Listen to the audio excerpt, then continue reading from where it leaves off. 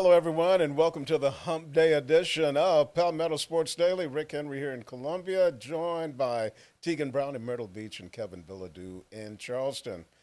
Hey, guys, we are 10 days away from the start of college football season for just about everyone, Clemson, SC State. But the Gamecocks, they are 11 days away from their meeting with Virginia Tech in Atlanta. Gamecock Nation, looking forward to that one. And as camp is winding down and they're putting the finishing touches on their game plans, had a chance to hear from offensive coordinator Mike Shula yesterday, and he shared some interesting motivational tactics that he's using. Let's hear about those right now. He has this cast of poop, and he's just you just took a dump right on my desk if I do something bad. So he just be like, if I do something bad, he just go get the dump off my desk, and he makes us put it on his desk. He that's what you just did to me. So I mean, you do something bad, that's usually what he does. It looks like real poop. I wish I could go get it. It looks like you sit in your hand, it looks like poop. He leaves it in his office. He go get the dump off. He's go get the dump off my office desk, and he handed it to me. He just throws it on his table. It's that's what you just did to me. I'm well aware. There's certain things that I think need to stay in-house, and that was probably one of them. But, yes. Well, just how did that come about once you found out about it, where you're just okay, whatever helps? Kind of whatever. I hire coaches and trust them to do their jobs and whatnot. He kind of enlightened us on the backstory, going back to when he was with the New York Giants and all that as well. So whatever it takes to connect with guys and motivate them, I'm all for. Hey, Kevin, Tegan, I can't believe we're talking about such a crappy subject. Now, would that motivate you to go out and perform at your best? Kevin, I see you shaking your head. Would that work for you? Yes, 100%. I want nothing to do with that. I'm not. Look, I'm going to be honest. I'm in the newsroom right now. I don't want to talk about this because I don't want to cause an uproar. We're talking about fake poop, guys. That's what we're talking about. Yeah. Guys, it's funny. Thoughts? The other day I was walking around our station and I went into one of the back rooms, the old control room, and I swear I am not lying when I tell you I found fake poop in one of the back rooms, and I immediately thought of this whole situation and this whole conversation. So maybe it already exists here at WMBF. I don't know. Maybe somebody's secretly doing that. But I agree with Beamer. Whatever it takes to motivate, I guess go for it. Tegan, and I got to follow up. Are you sure it was fake poop in the bathroom? Are you sure about that? No. It was in the old control room. I could walk and get it right now. I saw it the other day. No, don't get it. Don't get it. I'm good. I kind of want her to get it, Rick. Well, okay, if it'll make you happy. Am I alone here? Yeah, you are. No. Yeah, I'll take I'll take a break during that segment. Do you think that was a motivational tactic, Tegan? When one of you guys says something on this show that I don't like, I am just going to hold that up, and present my opinion that way. And the other people who are not on the show today will just have to figure out the joke later on, But I think it's a good method. It's a method. I'll give you that. Okay, Kevin, is that the final word on the fake poop? I hope so. I hope we never have to talk about this again. Okay, I'm with you right there. All right, we're moving on to Benedict College football. They're getting ready for their second season under head coach Ron Dickerson Jr., who, as a matter of fact, his dad, Ron Dickerson Sr., spent some time with the Gamecocks back in the 1980s. And so now the family back here in Columbia, working with a football team. Last year in Coach Dickerson's first season, they went 4-6, and now they're looking to really make some strides, especially along defense. Let's hear from the coach. Playing a lot of freshmen, and they got experience, and so if you watch them now, they're the ones that have taken the team by the horns, and they're leading them the way that they need to do. But being able to have a full cycle of recruiting has really helped us. You know, we were able to sign guys in January. We were able to sign guys in February. We were able to sign guys in May throughout the whole recruiting process. And they were guys to upgrade where we needed to be upgraded. And so I feel really good, again, about the comparison of where we were this time last year and where we were now. You know, we've had a lot of upgrades. All right, Benedict Tigers looking for better things here in 2025. And Tegan, this is the time of year here in the Palmetto State where you get a lot of NASCAR drivers making the rounds. Just a little while ago, I talked to John Hunter Nemechek. His dad, Joe Nemechek, was a NASCAR driver as well as his uncle, John. And John Hunter Nemechek's one and only Cup victory came at Darlington in 2020 during the COVID season. And Joey Logano, he was making his rounds. He was up at Clemson yesterday, and that was a real treat as he did some burnouts for the Tigers. Do we have that video? You know, Kate Klubnik said this was one of the coolest things he has ever seen in Clemson football since being part of this program. I'm a little worried that that's one among his top 5 things, but it's still cool to see. Yeah, I mean, yeah, no, I think it's super cool. I think the players were excited. Yeah. Go ahead, Rick. No, I mean, young guys, you know, in their teens and 20s, to see a car burning some rubber, smoking their tires. Yeah, who wouldn't get excited about that?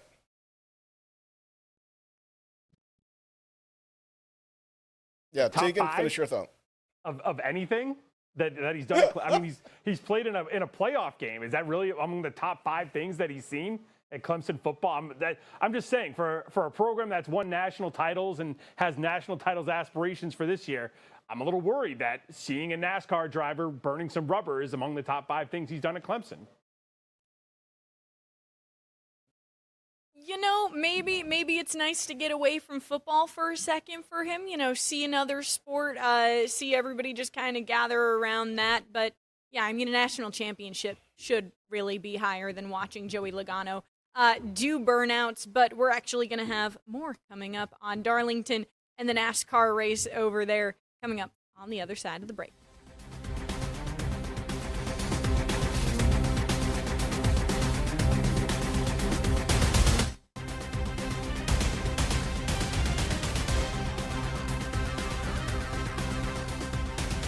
Welcome back to Palmetto Sports Daily. We're getting ready for some NASCAR action at the end of the month going into that Labor Day weekend over at Darlington. Of course, the nickname for the track is the Track Too Tough to Tame, or the Lady in Black.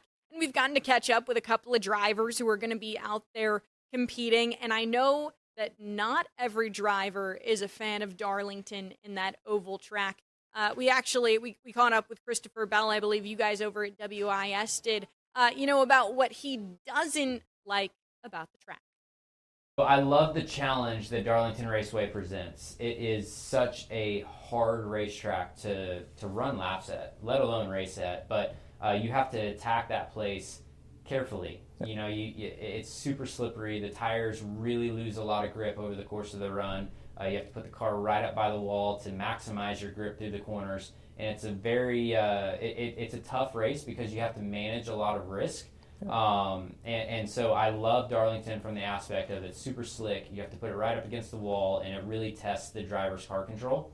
What I hate about Darlington Raceway is how hot and demanding and physical it is. It's just it's a grueling event.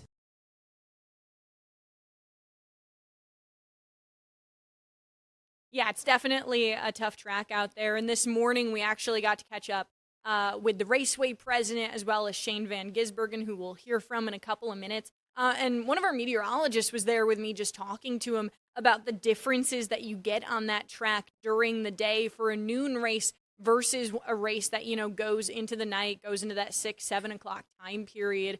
And the track does cool down a good bit. It makes it easier to grip the track when it's more so a nighttime race rather than that high noon time. sun high up in the air. So, there are definitely some differences out there. It's called the track Too Tough to Tame for a reason.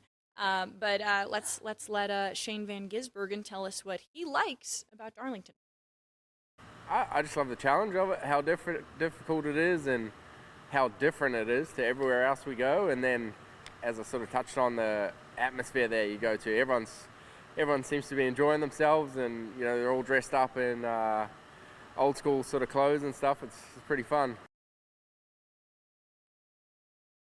Yeah, and it's throwback too because it's 75 years, so a lot of people, in their throwback year celebrating the first days of NASCAR. But Kevin, I'll ask you, have you been to the track Too Tough to Tame? How many crash outs have you seen there? I know I've seen plenty in the one race that I've gone to. Yeah, I've never been able to make it up to Darlington in 20-something years. I'm hoping next year with the announcement that there's going to be 2 more races at Darlington. I hope next year might be the one. But it's like Rick said, there's kind of been NASCAR drivers all over the state, especially starting this week as we're now less than 2 weeks away from race day over at Darlington.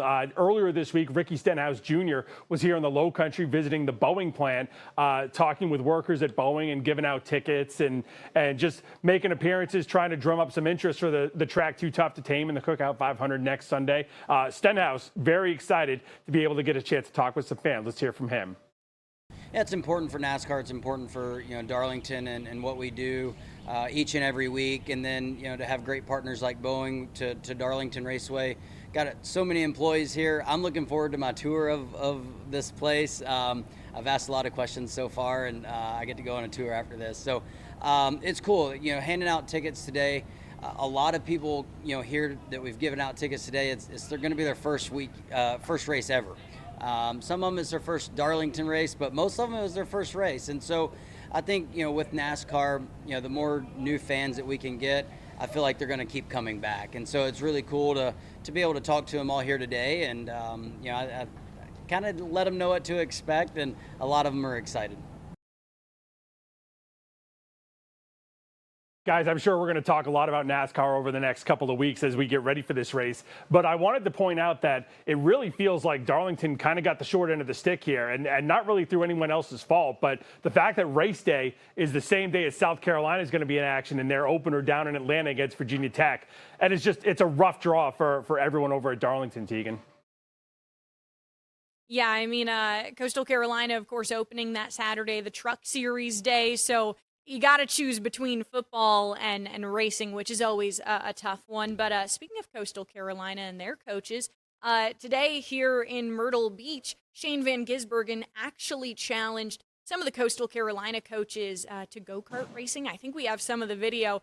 It was the women's basketball coach, Kevin Pedersen, the men's basketball coach, Justin Gray, the baseball coach, Kevin Schnall, all going up against Shane out there on the track. I don't know if we have. There we go. There's the video.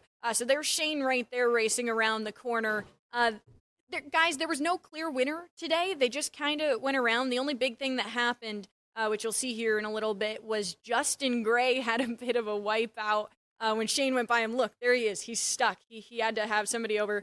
Look, Shane just waving to him like, bye, see ya. I'm the NASCAR driver here. So a fun day. There's Kevin Schnall. They all talked about what a good time it was getting out into the community, just having that partnership with Darlington. So, yeah, it was fun. And then we actually got to go out there. Some of the media members get in some go-karts and race each other. And I'll admit to you all that I came in last because going around those corners was kind of scary at first. I kept hitting my brakes. So, yeah, I mean, really fun. But, yeah, Rick, obviously having to miss the South Carolina game is never ideal if you want to go to Darlington. This is a tough year for me because since I started in this business and covering NASCAR in 1981, I've only missed a handful of races at Darlington. This year, I'm missing both races. The spring race, I was in Tampa covering the women's Final Four, and then for the Southern 500, I'll be in Atlanta covering the Gamecock season opener. So a little weird for me, and I'm already looking forward to 2026 when I can get back to the race, especially covering the Southern 500, which is my favorite race on the NASCAR circuit. All right, that's going to wrap it up for this segment of Palmetto Sports Daily. We'll take a quick time out, and we will be right back.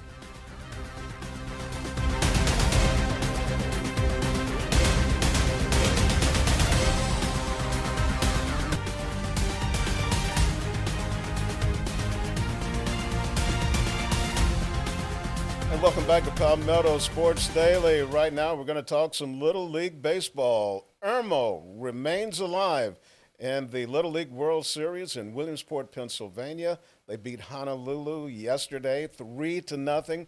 And so right now, it's do or die. They play tonight in prime time, 7 o'clock. They'll be taking on South Dakota. One of our news anchors, Greg Adeline, is in Williamsport covering the Irmo team, and he's got this preview package for us. Good afternoon, Rick, from Lamade Stadium in Williamsport, Pennsylvania, where there is a bit of good news. The rain has finally started to let up. It was raining throughout the morning. You can see the tarp behind us, making sure that that field is dry, because we expect some pretty good action later on tonight when the Irmo All-Stars, the Southeast Region champs, take on the representatives from the Midwest region, Sioux Falls, in a game under the lights at 7 p.m. Now, the good news, like I say, drying out, but the big news was that huge play yesterday from Irmo in the 5th inning, a double play with 1 out, bases loaded. Irmo looking to preserve a 1-0 lead. A ground ball to Palmer Steele, who turns it to Preston Ware, who fires a strike to an outstretched Jacob Gibson, making the play by the closest of margins. And that's the way these games go, razor thin. We talked to Jacob's father, Koski Gibson, who says his son's quite an athlete, enjoying every minute of this experience. It is. Just watching him from TV, it just looked like he's sort of like a mini professional. You see these ESPN games and things like that, and the quality looks just the same. It's produced just the same way. The boys are treated very well. So it's an experience of a lifetime, like I said, for a 12-year-old. And believe it or not, Jacob's dad, Koski, also says that his son is a 2-sport athlete. He's a football player, a quarterback at Dutch Fork Middle School.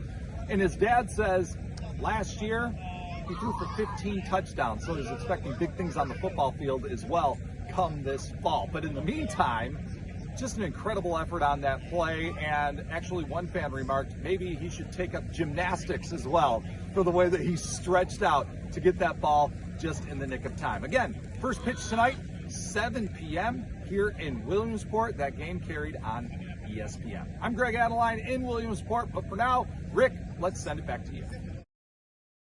All right, Greg Adeline having a good time there in Williamsport.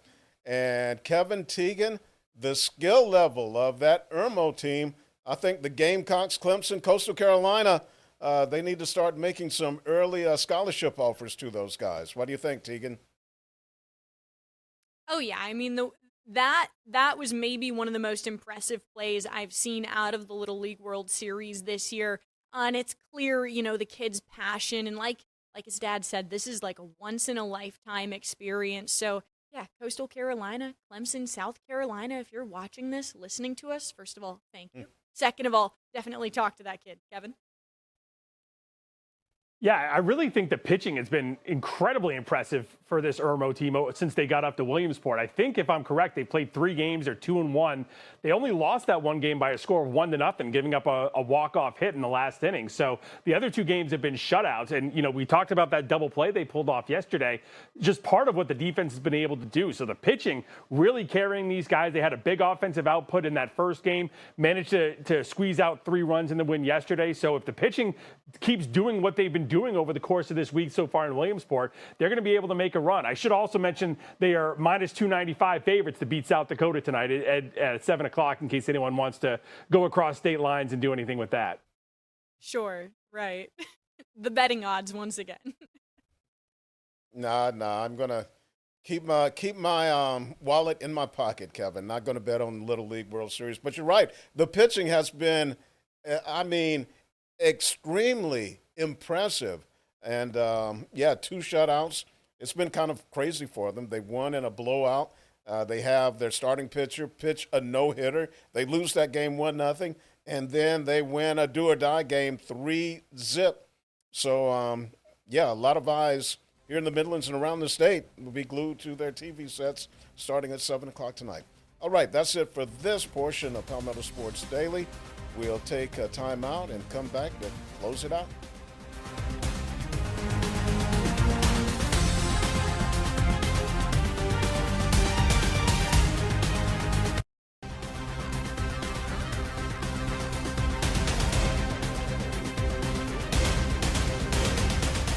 All right, welcome back to Palmetto Sports Daily. We wrap things up talking some NFL, and the Panthers have their final exhibition game of the preseason coming up tomorrow.